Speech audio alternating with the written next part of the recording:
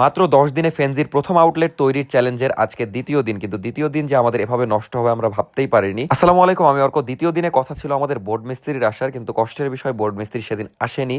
আমাদের পুরো মাথায় হাত যে আজকের দিনটা নষ্ট হবে ভাবে, যেহেতু মাত্র 10 দিন সময়, সারাদিনে আমরা তেমন কোনো কাজই করতে পারিনি। সন্ধ্যাবেলায় বের হলাম কিছু কিছু কাজ এগিয়ে রাখার জন্য, সেগুলো আপনাদেরকে একটু পরে বলছি। তার আগে আমাদের লোকেশনটা বলি, কারণ অনেকেই লোকেশন জানতে চাচ্ছিলেন যে আমাদের শপটার লোকেশন কোথায়। আমাদের লোকেশন হলো মহিলা কলেজের নতুন গেটের একটু পশ্চিম পাশে, এই যে এই দোকানটা দেখতেই পাচ্ছেন। এবার আপনাদেরকে বলি আমরা দ্বিতীয় দিনটা কিভাবে কাজে লাগালাম। তো প্রথমে তালা কিনলাম 2টা, তারপরে ওই দোকান থেকে আর কি বোর্ড কিনলাম, যেহেতু পরের দিন তো বোর্ড মিস্ত্রি ইনশাল্লাহ আসবে। আর মিস্ত্রি আমাদেরকে বলেছিল মোট 12টার মতো বোর্ড লাগবে। প্রথম অবস্থায় 8টার মতো কিনতে বলেছিল, সেটাই কিনলাম, পেমেন্টটাও করে দিলাম। প্রায় 12,000 সামথিং টাকা লেগেছিল। তারপরে সবগুলো বোর্ড দোকানে নিয়ে চলে আসা হলো। এখন দোকানে এগুলো সব রেখে তালা মেরে দিব। আজকে প্রথমবারের মতো তালা মারা হবে, কিন্তু কষ্টের বিষয় আমাদের জন্য আরো ডিফিকাল্ট হয়ে গেল। 10 দিনের মধ্যে এখন কমপ্লিট করতে পারবো কিনা আমাদের আউটলেটটা আল্লাহ জানে। আপনারা অবশ্যই দোয়া করবেন, দেখা যাক কমপ্লিট করতে পারি কিনা।